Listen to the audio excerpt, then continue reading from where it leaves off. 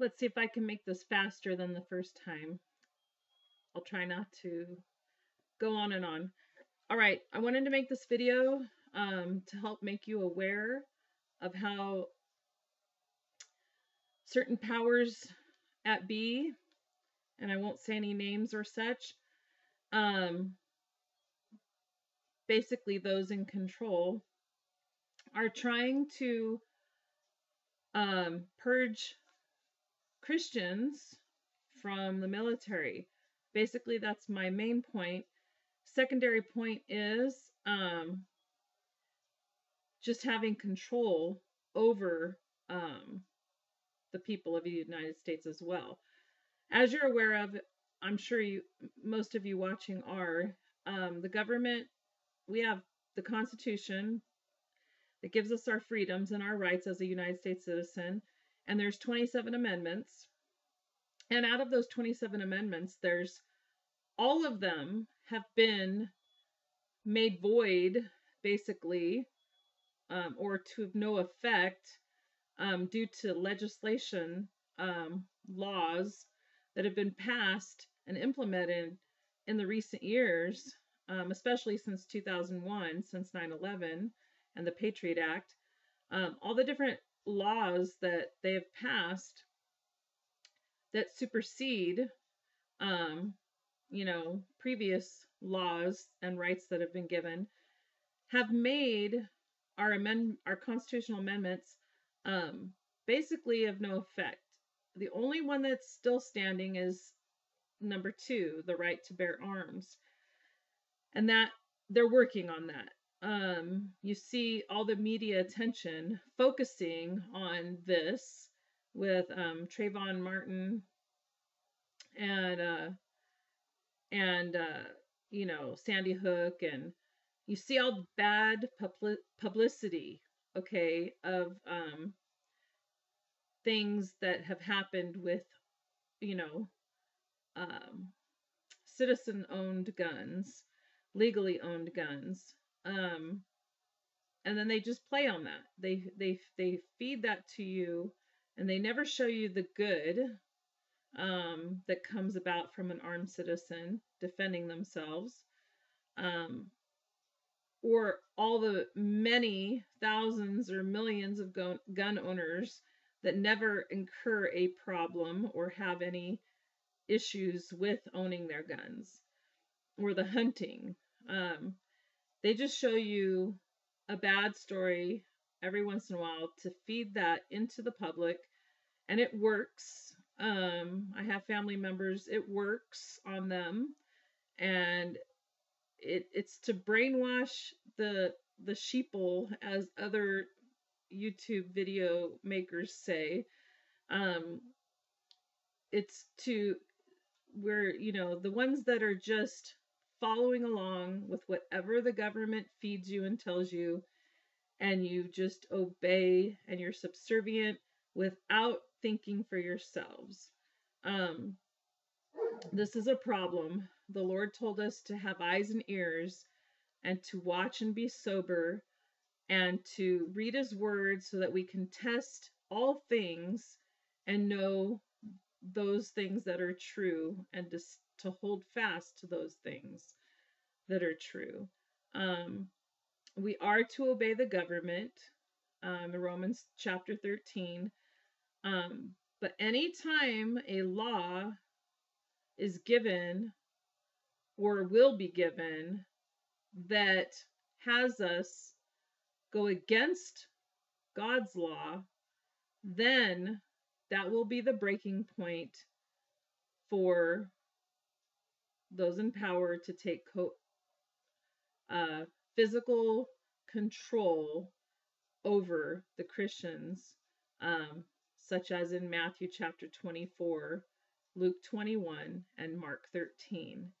So read these chapters, Matthew 24, Luke 21, and Mark 13, and pray that you have eyes and ears to see and understand and hear and know the times that we live in, and the things that are going on around us. The main thing is there's this, we know that, and I'm going to leave little, I'm going to leave links in the text box below to show some of these stories and articles that are valid in these statements that I'm talking about, that show you real life stories and laws that have done these very things. And as you're probably aware, for the last year or two, especially in the last year, since last spring, we've had many, many, many higher up officials in the military branch, and bankers, head bankers, um, and military leaders being, either, well, the bankers, there's a lot of suicides that have been happening, or murders. We don't know for sure. And with the military, there's been a lot of high leaders that have been forced to resign or terminated from duty. And this letter that my friend received, her son received, when he did a application for the Air Force, because he's 18 and after he graduates, he wanted to join the Air Force. He did a online pre-application request, and he received April 6th this email back from the Air Force, and I'll read that to you. It's very interesting how they're trying to purge Christians and Christian views out of every aspect of our daily lives. But with the military, it's even more suspicious and more dangerous, because why do they not want Christians in the military? Is it because the military will be one of the forces they have to use? There's not enough state or county police to apprehend all the born-again Christians out there that may not go along with the whole New World Order agenda. So is it they would have to use the military, and perhaps that's one reason they don't want the Christians in the military. This is a rejection letter based on that he's a Christian, basically. Because if you're a Christian, do you really want to arrest a fellow Christian, even though they haven't done anything wrong, just because they're a Christian and they won't go along with what they're required or being forced to do that's against their religion, whether it be the mark of the beast or whatever they may say that you have to do and would be contrary to God's law or his word. Anyways, April 6, 2014, thank you for contacting the U.S. Air Force is the subject. This is a reply to his letter. So let's see. It says, hello, and then his name. Thanks for contacting the United States Air Force. Although we are glad that you're interested in a career in the U.S. Air Force, based on the information you provided, you aren't eligible for the following reason. Individuals who have a firm, fixed, and sincere objection to participation in war in any form or to the performance of military service because of religious training or belief are ineligible. An applicant is also ineligible when he or she has personal beliefs or convictions that prevent unrestricted duties or assignments, or has reservations regarding the oath of office. If you'd like to speak with someone about the content of this email, feel free to contact your local recruiter or chat with an Air Force advisor. Thank you sincerely, the United States Air Force. Please do not reply to this message. If you no longer wish to receive email communication from the U.S. Air Force, please click here, and your email will be removed from the U.S. Air Force email list, or send a request, and then they give an address for Randolph Air Force Base in Texas. So this is the letter that her son received by email from the Air Force. And then I thought it was rather interesting because one of my sons has been trying to get into the Marines for about a year, and he had some things he had to clear up, and then he had to get a doctor's note for his thumb surgery that was 8 years ago saying his thumb was fine, and they're just having him jump through a bunch of hoops before they'll let him take the ASVAB again. And I just really think, and all her son marked on his online, they have you check a few boxes like if you're male, female, your birth date, and blah blah blah. I haven't went and looked, but I bet you if you go to their online application, it's basically a preview application that they have you fill in. I bet you that it has you mark your religion.